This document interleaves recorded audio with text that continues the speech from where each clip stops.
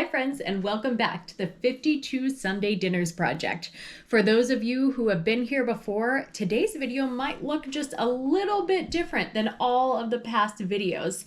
Now, if you haven't caught the live from Friday, I'll go ahead and link that up here just in case you'd like to go ahead and watch that. But the reason it looks a little bit different is that we have hired an editor. So I imagine these videos are going to look much more professional, and hopefully you'll enjoy watching them even more than you already do. Now, if you have no idea what I'm talking about because this is your first time watching, welcome. My name is Ashley. I'm a registered dietitian with a love of everything food and vintage. That's why I've started this project here, which we consequently are almost finished with. We have under 2 months left to go.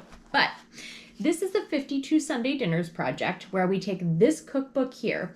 This is the Women's World Magazine 52 Sunday Dinners. This is a cookbook from 1924 where they have taken every Sunday and they have created a menu around it, a several course menu, and it has economy and seasonality in mind. So right now at the, what are we at, the 24th Sunday dinner, we're into June for this one. So you'll notice things are maybe a little bit cooler and served chilled or cold instead of more of the hot, warm, hearty meals that we have seen previous to this.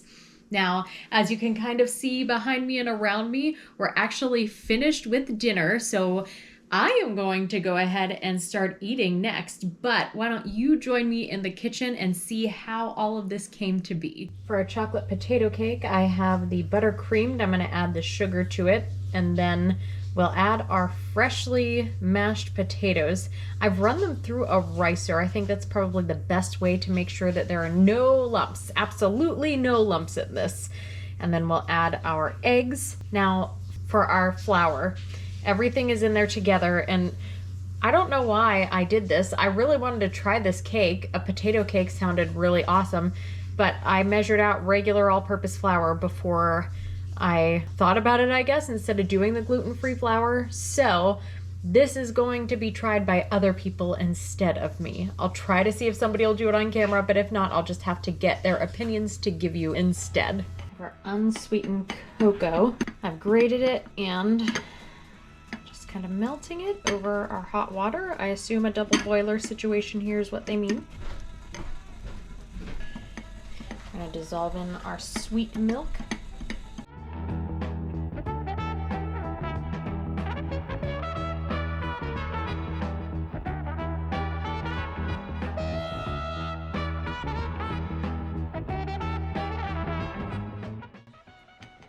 It looks like, I think we're fully melted and incorporated, so we'll add it to our other mixture.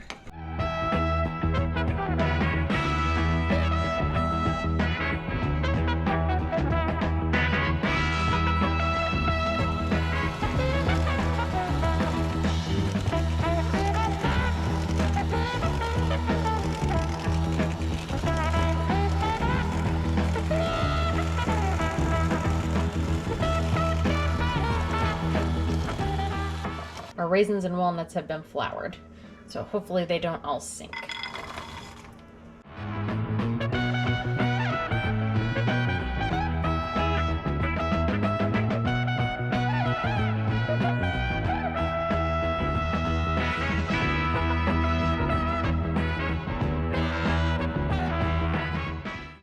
This is a lot of batter. I think it's going to make several cakes. I think it's going to make 2 cakes, hopefully. I did not do the best job at cutting this paper to put in here, so I think at least this cake is going to be very wonky looking coming out, but we'll see.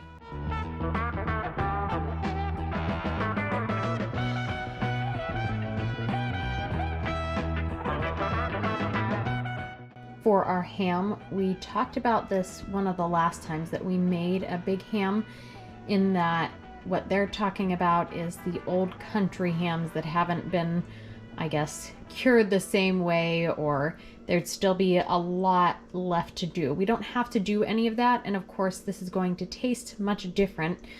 I did get one that said old-fashioned, but I still don't think it's anywhere close to what an old country ham would have been. But we have it in there. We have our carrots, our little onion. These don't have any mouths to talk out of, so just 2 cloves for these onions. And then we'll put our celery in. I'm pretty excited about this tapioca because I love tapioca. I think we've talked about this before, and I never had anything like this before. I've never had a strawberry tapioca, so I'm really looking forward to this. This looks, I think, mostly clear. Now, the strawberry juice. I pureed strawberries and then I strained them, but it doesn't look like juice. It looks like still just strawberry puree. So that's what we're going with. I hope this ends up being okay. We're gonna just go with it.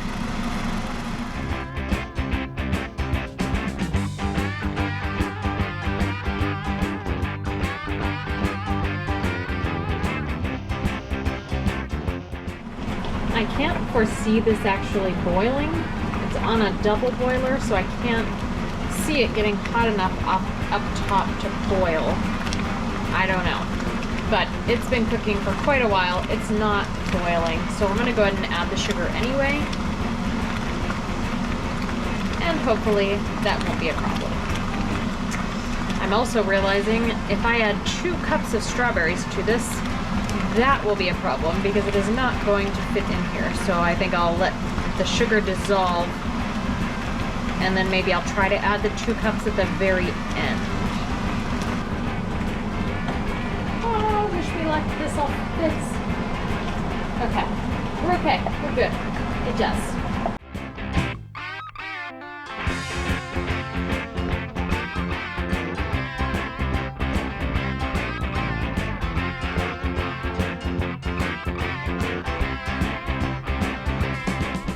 I think we have everything here ready to assemble. I have my cabbage, we have our crumbs, a buttered dish, and our white sauce. So let's get our dish crumbed on the bottom. And again, if you've been here before, these have been my go-to crumbs that I've been using. They're pre-seasoned, gluten-free crumbs. Ooh, that is hot, hot, hot. Much better idea. Maybe we're supposed to let these cool in between, I don't know.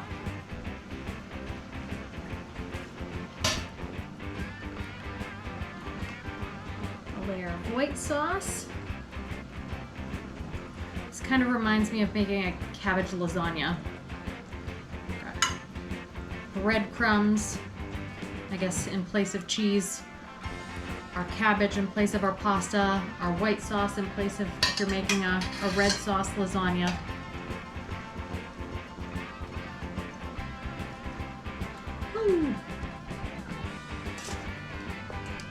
Smells very cruciferous in the house right now. All right. I'd say this is sufficient to fill, not just almost fill the baker, it filled the baker.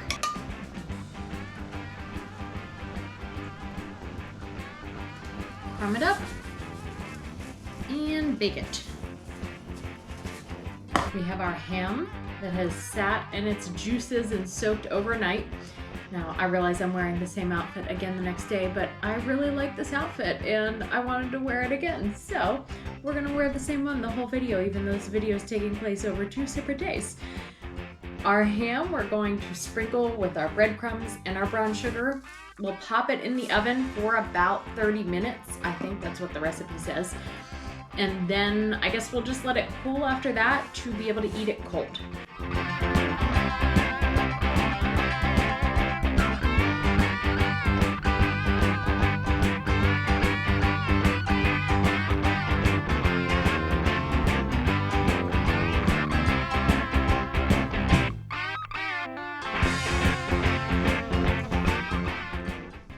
Crumbs and brown sugar really aren't sticking much to the sides, so I'm just gonna load the top up, I think, and let some of it fall to the bottom. I mean, it already has.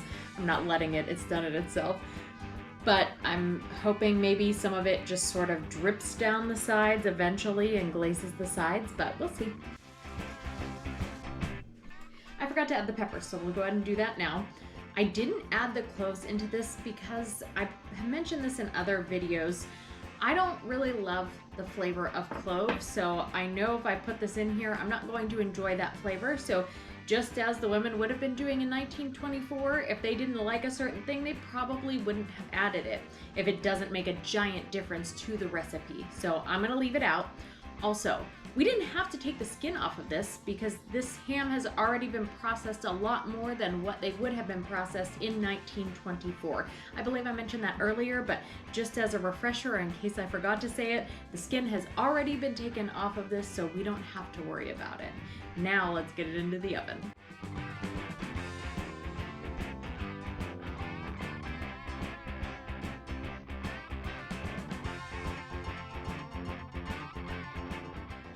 Tomato has been beautifully blanched, I believe. The skin is already coming off.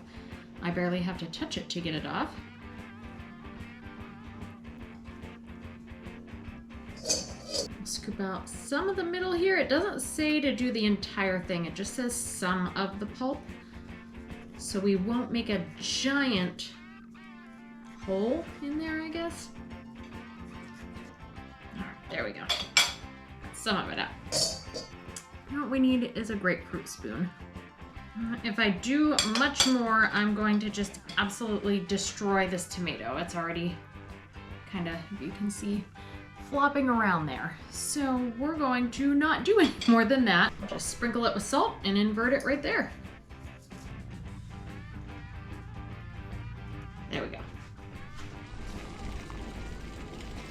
I have pared a few of these little potatoes. The rest of them I'm not paring. I think we've talked about this also in a previous episode where it wants us to pare the new potatoes, but they're so little and the skins are so thin that we lose half the potato in the paring. So I am not going to pare all of them, just a few to get the idea. You know, I'm thinking, looking at this and where all this has split open when I tried to scoop it out, I think maybe I blanched it too long. That skin was very easy. I mean, it was coming off already. I only did it maybe 25 seconds, 30 seconds. I don't think even 30 seconds, but I don't know. And I don't know if that caused the inside to be difficult to scoop out or if that's just this tomato. I'm not sure, but we have a little bit of pulp, mostly cucumber in there. We'll fill that up. We are on top of our lettuce leaf. Now, it wants mayonnaise or boiled dressing. I'm gonna go with Miracle Whip here. I know it hadn't been invented yet, but we know I don't like mayonnaise or boiled dressing. So I'm gonna imagine what it would have tasted like, and I'm gonna try and like it just a little bit more. We're gonna go with just a little bit of Miracle Whip on top for myself. Let's see how this comes out of the paper. The paper came out very easily. Actually, even the little area that we had it kind of messed up in there, it came out very easily. It just has a little hook on the side. So this was a great way to take stuff out of a mold.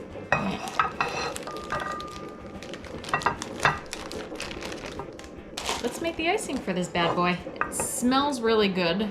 It's very difficult for me to not eat this. I struggled really hard. My automatic reaction when I'm mixing something is to lick the beaters, and I really struggled not to do it, but I didn't do it. Add our little bit of coffee here. Make it a paste. Hopefully we don't add too much. And our melted butter and vanilla in here.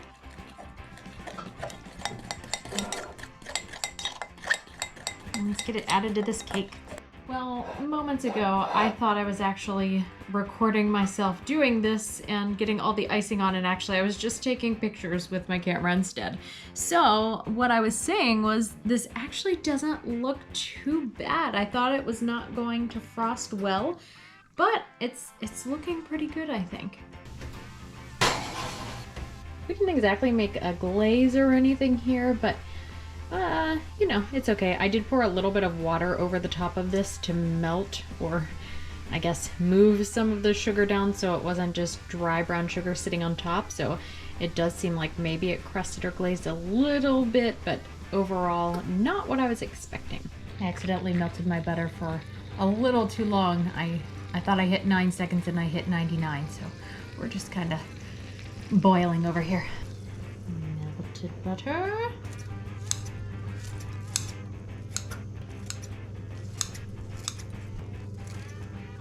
Kind of pretty impressed with this.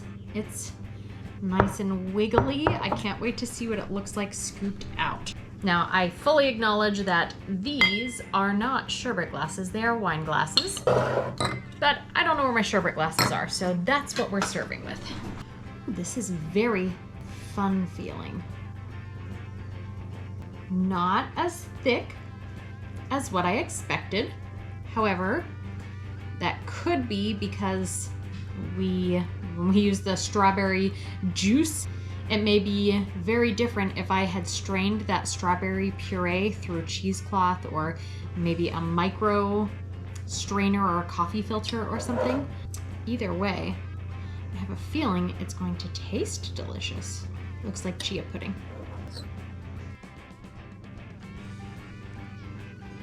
Beautiful. I'll take the foil off and let this brown a bit. This is going to be very yummy. Here we have our very interesting starter, and again, fully acknowledging these are not sherbet glasses, but we're working with what we got. Pineapple chunks that have been chilled. I've talked about starting with fruit in other meals and enjoying the starter of the fruit, but this is on a whole different level. This is almost like starting with a cocktail or something, a non-alcoholic cocktail. Juice and fruit.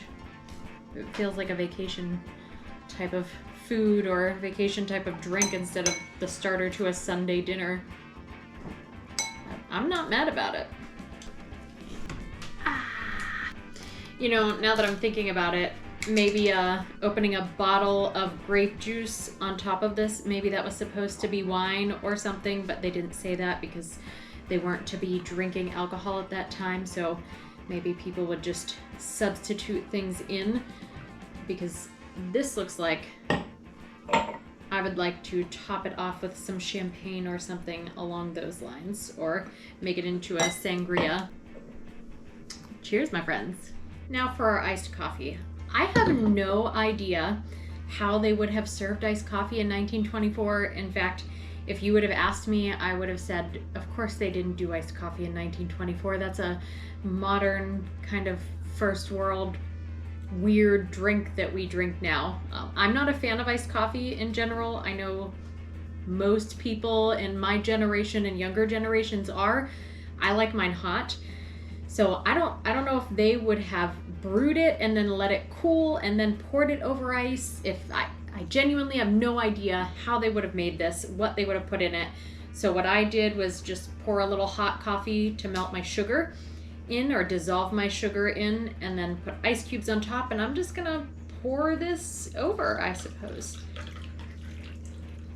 And again, as I typically do when I make my hot coffee, I like mine with cream, well, milk, and a little bit of creamer, and I never leave myself enough space and then spill it over the top. So that's exactly what's going to happen here. Now, we just talked about our starter here, and I am unsure if I'm supposed to drink this or eat it with a spoon, but I'm gonna go ahead and start by drinking it, and maybe we'll get some of the pineapple chunks out later. It smells very good. It tastes like grape juice. I think it's just such a, I don't know, it's a very fun way to start. It's very different. It's very surprising to me for 1924 to start a meal this way. It's almost like cocktail hour or something ahead of time. So let's eat some of the pineapple. You know, if I had mixed these ahead of time, the pineapple might have soaked up some of that grape juice a little bit more. But for the most part, it tastes like pineapple and slightly of grape. But either way, this is delicious together. It's an enjoyable way to start, especially if it's a very hot day. You know, right now it's hot today, but not exceptionally hot. It's the very beginning of June for us. And I'm thinking of weather in terms of northern Pennsylvania. which is pretty chilly most of the time. I mean, the summertime gets hot, but not until later in the summer, where if I was a wife in North Carolina or Georgia or Alabama or something like that, it's going to be way hotter right now than here in Pennsylvania. So keeping that in mind, that makes much more sense, and I bet this would be even more refreshing and wonderful to start a meal with. Now on to the main meal. And we have a little bit of a temperature difference in this. Our ham is to be served cold, and then we have the new potatoes and the scalloped cabbage, which is hot. So I'm gonna go in first with the ham. It smells really good. That ham is really good. I don't know if it was the start of the ham, just the whole ham in general, how they processed it, if it's the old-fashioned version of it, or if it's how the stuff that we boiled it in, if it added a good bit of flavor or something to that. But it is really, really tasty. And I think normally I think of eating a baked ham pretty hot, but this is delicious cold. Let's go in with our sides. Get my little brown cabbage. Get on the fork. I did not want to get on this fork. Oh, it smells like cabbage, all right. That's pretty good. I love cabbage, so I like this. I think in general, overall, or already my baseline would be that I would like it. I do prefer my cabbage sauteed, and I think that's probably a common theme in this, the way they served vegetables back in the day, boiled and then baked. I prefer mine just sauteed in a pan over the stove, but served like this, it's still very good. I have the purple potatoes here. I have one that's paired. Oops. I had one that's paired. Now I have one that isn't paired. This is not surprising at all. Anyhow, thankfully, I still have another one that's paired on the same color that isn't paired. So we're gonna go with this one instead of the cool purple one. It's very tender. It tastes like a potato that's been salted, buttered, and parsleyed. It goes very well with the parsley. The tenderness is nice, but I want to see if there's a difference with the skins on, because the skin is so tender and thin on these potatoes. I'd like to see what the difference is. That potato that is not paired, I really like the snap of the skin, biting into that skin. It's not too tough, again, because they are these very small, tender potatoes. I know it says to pair them, but if you're somebody who doesn't want to go through the hassle to pair those tiny little potatoes, it would take forever. And if you're someone who likes the snap of the skin, I would say don't bother. I think these are great on their own. Something I'm dreading right now. I was just thinking as I'm swallowing this potato, my mouth is a little bit dry. I need a drink, but I'm looking over at this iced coffee and thinking, I can't possibly imagine sipping iced coffee after eating ham and a potato. I don't want to do it, but I'm going to for the sake of this video. Wish me luck. You know, the drink isn't bad. I don't like iced coffee. I don't like the temperature, but the flavor of this isn't bad. However, mixed with this is not my jam. I think I would prefer it in the morning, before or after a meal, or at nighttime after a meal when I'm just relaxing and socializing, I suppose. But if you like it during a meal, to each his own, enjoy it that way. Now for our salad course, and I believe I showed this to you a little bit earlier, but here we have our stuffed tomato, and if you want to see the bad side, we're just going to let that side face the back so you don't see it. Okay. Some of those cucumbers in there, a little bit of my Miracle Whip, which I think is probably closer to boiled dressing than the mayonnaise. Oops. A lot of stuff falling today. Smells nice together. The flavor isn't bad, actually, for me with the Miracle Whip. I don't like the texture. And maybe it's this particular tomato. Maybe it's that I boiled it a little bit too long. The tomato is a little bit too soft or slippery or grainy, whatever it is. The presentation for this is nice. Individual, fancier portions. That's great for a Sunday dinner. If I was doing this now, I would just slice some tomatoes, cucumbers, and serve it like that, a tomato cucumber salad. But I can appreciate the desire to do something special for a Sunday dinner in this. It's just not my jam. As I mentioned before, I cannot try this cake. However, I have someone here who is very excited to try the cake. They love chocolate and potatoes, so they're gonna try it, give me their opinion, and I have some neighbors who I'm giving this to as well that may give their opinion a little bit later, but I'm gonna go ahead and cut into it now to show you, just so that you can see what it looks like. And you know I always have to have a middle piece. This isn't for me, I'm not eating it, but I'm still out of habit cutting a middle piece out anyway. It seems a little bit crumbly. Okay. So as you can see there, this part kind of crumbled when I cut it out of the middle. Maybe if I had cut it like a normal person and started at the end and moved on, it wouldn't have done that. Here is what it looks like. And that icing sat on it very nicely. Feedback on the cake was immediately positive. They took a look at the cake on the plate and immediately said, wow, that looks good. And they tried it and said it was delicious. The texture was really great. It stayed very moist. They liked the combination of flavors inside with the raisins, the walnuts, the cocoa, the cinnamon, the potato. They said it was actually faintly reminiscent of pumpkin bread, which kind of makes sense, I suppose. They also encouraged me to, if I wanted to make it for the next get-together or gathering, it probably would be very well received. So I'm going to go ahead and say this was absolutely a win, and maybe we'll be making it for something else in the future. On to our final course, we have our strawberry tapioca, which I'm very excited to try. Oh, it smells good. Oh, you smell that strawberry, very strong. Oh yeah. This is delicious. It is not as thick as what you think of when you think of tapioca pudding, or at least what I think of when I think of tapioca pudding. Although I can't say I typically make tapioca pudding myself.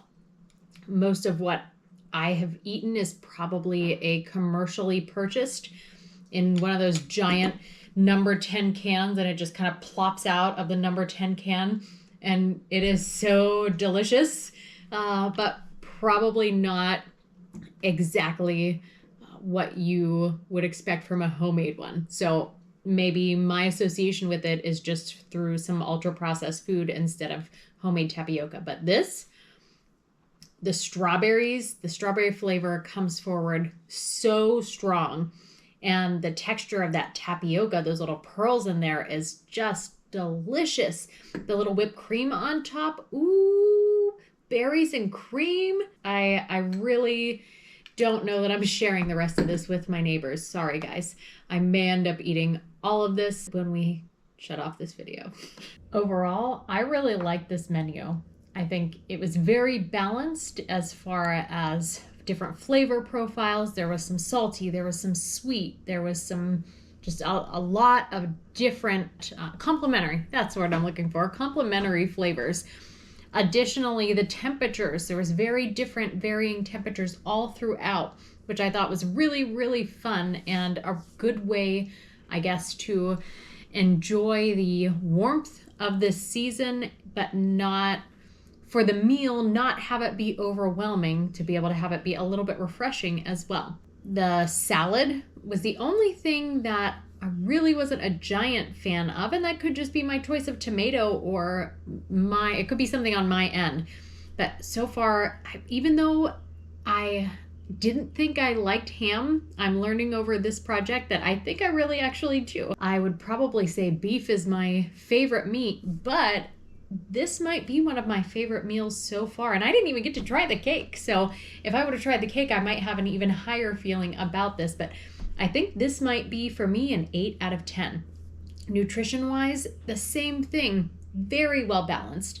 The ham is a good source of protein in there, and usually it is a lower fat source of protein. Now, there is typically a lot of sodium in ham, so if that's something that you're sensitive to, then you may have to watch how much of it you're eating. But the way that we started this meal with fruit and juice, there's a lot of vitamin C that you're getting in that way, and I think it was just a fun thing in general. We also have fruit in that strawberry tapioca.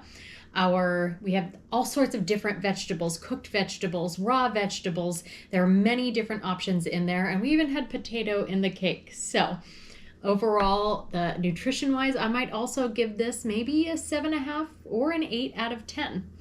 Budget-wise, this one was a little bit higher than normal, but the main course, our ham, was between $35 and $40. We got almost an 11-pound ham though, and for 6 people, we probably would have only used a third of that ham. So that ham would probably sustain us for the remainder of the week if we were continuing to eat off of it. And if our family wasn't 6 people, if we had guests and they didn't go home with leftovers, the rest of that ham would be getting eaten throughout the week, which would make probably the rest of the meals kind of almost free. But looking at it for 6 people, this is somewhere between $100 and $120. If you like what you saw today, please like the video and consider subscribing to the channel so that you never miss another Sunday dinner. If you want to continue the conversation, join us over on our Facebook group, which is linked below in the description, where we'll talk about all sorts of different things, maybe some recipes that we've found, some memories that we share. Just really anything goes there, and everyone is welcome whether you subscribe to this channel or not. Now, join us next week where we're making an apple amber and find out what tartar dressing is. See you then.